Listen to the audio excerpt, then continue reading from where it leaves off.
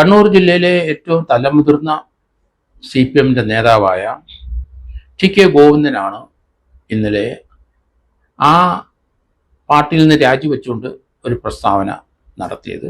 പത്രസമ്മേളനത്തിലാണ് ചില സത്യങ്ങളൊക്കെ പുറത്തേക്ക് വന്നത്. ആന്തൂരിലെ വ്യവസായിയായ ഷാജൻ പാറയിൽ എന്ന 49 വയസ്സുകാരൻ 15 കോടി രൂപ മുടക്കി ആന്തൂർ ബെക്കളത്ത് ഒരു ഓഡിറ്റോറിയം പണിതു. വിദേശത്തു നിന്ന് വന്ന അദ്ദേഹത്തിൻ്റെ സമ്പാദ്യം മുഴുവൻ 15 കോടി രൂപയോളം അവിടെ ഒരു ഓഡിറ്റോറിയം പണിയാൻ മുടക്കി.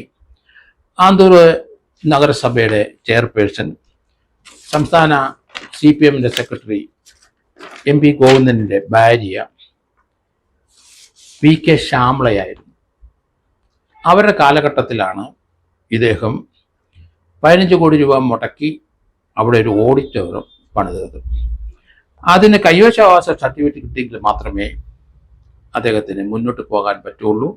വാർത്ത ബിൽഡേഴ്സ് ഉടമ ഷാജൻ പാറയിലെ അത് ആന്തൂർ നഗരസഭാ സെക്രട്ടറിയുടെ മുമ്പാകെ അപേക്ഷ വെച്ചു. പക്ഷേ അവരത് കൊടുത്തില്ല. പല കാരണങ്ങൾ പറഞ്ഞ് അത് തള്ളി നീക്കി. രാഷ്ട്രീയപരമായിട്ടായിരിക്കാം എന്തോ അതങ്ങ് നീണ്ടുപോയി. സാമ്പത്തിക ബാധ്യതയും ഇത് ഒരു കാലത്ത് നടക്കില്ല.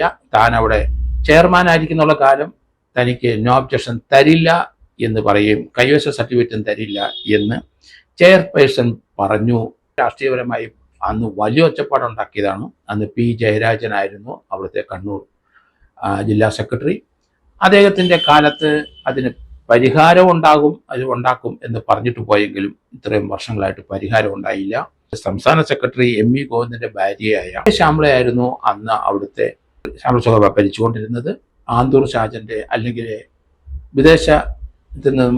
വിദേശത്ത് ജോലി ഉണ്ടായിരുന്ന ഷാജൻ നാട്ടിൽ വന്ന് ഒരു പ്രസ്ഥാനം കെട്ടിപ്പടുക്കി ജീവിക്കാനുള്ള ശ്രമത്തിൽ തൻ്റെ സമ്പാദ്യങ്ങൾ മുഴുവൻ മുടക്കിയിട്ടാണ് അത് ചെയ്തത്. അദ്ദേഹത്തിന് വേറെ ജീവിക്കാൻ നിവൃത്തിയില്ല. മുഴുവൻ പണവും ഇൻവെസ്റ്റ് ചെയ്ത് കഴിഞ്ഞു. അതിന് രാഷ്ട്രീയപരമായിട്ട് അതിനൊരു നോ ഒബ്ജക്ഷനോ പൊസഷൻ സർട്ടിഫിക്കറ്റ് കൊടുക്കില്ല എന്ന് തീർത്ത് ഞങ്ങളിവിടെ ഇരിക്കുന്നിടത്തോളം കാലം അത് തനിക്ക് ലഭിക്കില്ല എന്ന് പറഞ്ഞ അന്നത്തെ ആന്തൂരിലെ നഗരസഭയിലെ അവിടുത്തെ ഉത്തരവാദിത്വമുള്ള ആ ചെയർപേഴ്സൺ പറഞ്ഞ വാക്ക് അദ്ദേഹത്തിൻ്റെ ജീവനെടുത്തു. ആ പൊസഷൻ സർട്ടിഫിക്കറ്റ് കൊടുക്കാത്തതുകൊണ്ട് തന്നെയാണ് ആ വിദേശത്ത് ജോലി ചെയ്ത ആ വ്യക്തി അവിടുന്ന് സമ്പാദിച്ച മുഴുവൻ പണം മുടക്കി. തൻ്റെ സമ്പാദ്യം എല്ലാം 15 കോടി രൂപയും മുടക്കി കഴിഞ്ഞിട്ട് നിവൃത്തിയില്ലാതെ വന്നപ്പം ആ സർട്ടിഫിക്കറ്റ് ലഭിക്കില്ല, പൊസഷൻ സർട്ടിഫിക്കറ്റ് ലഭിക്കില്ല എന്ന് ബോധ്യപ്പെട്ടപ്പം ഇനി ജീവിച്ചിട്ട് കാര്യമില്ല എന്ന് പറഞ്ഞ അദ്ദേഹം സർട്ടിഫിക്കറ്റ് കൊടുക്കാത്ത അവിടുത്തെ മേയർ തീർച്ചയായിട്ടും കുറ്റക്കാരി തന്നെ. അത് സംസ്ഥാന CPM-ന്റെ സെക്രട്ടറിയുടെ ഭാര്യയാണ്. PK ശ്യാമളയുടെ കാര്യം ഇന്നലെ പത്രപ്രസ്താവന അല്ലെങ്കിൽ പ്രസ് കോൺഫറൻസ് നടത്തിയ TK ഗോവിന്ദൻ തുറന്ന് അടിക്കുകയും ചെയ്തു. കാരണം രാഷ്ട്രീയപരമായിട്ട് അന്ന് ചില സംഭവങ്ങളുണ്ടായി. അതിനോട് അവിടെയുള്ള ജനങ്ങളും ആന്തൂരുള്ള ജനങ്ങളും അവിടുത്തെ പാർട്ടി അംഗങ്ങളും എതിരായിരുന്നു ആ തീരുമാനത്തിന്. അത് നോ ഒബ്ജക്ഷൻ അല്ലെങ്കിൽ പൊസഷൻ സർട്ടിഫിക്കറ്റ് കൊടുക്കണം എന്ന് കൃത്യമായിട്ട് അവിടുത്തെ പാർട്ടി അണികളെല്ലാം പറഞ്ഞു. ഇന്നും ആ കാര്യത്തിൽ വിദ്വേഷമുണ്ട് പാർട്ടി അണികൾക്ക്. അങ്ങനെയെങ്കിൽ തീർച്ചയായിട്ടും അതിപ്പം വെളിപ്പെടുത്തിയ സ്ഥിതിക്ക് അവിടുത്തെ നഗരസഭാ ചെയർപേഴ്സന് എതിരായിട്ട് എവിഡൻസ് വന്നു കഴിഞ്ഞു. ഇനിയെങ്കിലും കേസെടുത്ത് മുന്നോട്ട് പോകേണ്ടി വരും. കാരണം ഇപ്പം സത്യസന്ധമായ കാര്യങ്ങൾ വെളിയിലോട്ട് വന്നിരിക്കുന്നു. അതിന് സാക്ഷി പറയാൻ TK ഗോവിന്ദനും അല്ലെങ്കിൽ അവരുടെ അണികളും തയ്യാറാകേണ്ടി വരും. അതൊരു ഒരു സംഭവം നമുക്ക് നേരത്തെ അറിയാവില്ല. ADM-ന്റെ കാര്യത്തിലും ഉണ്ടായി.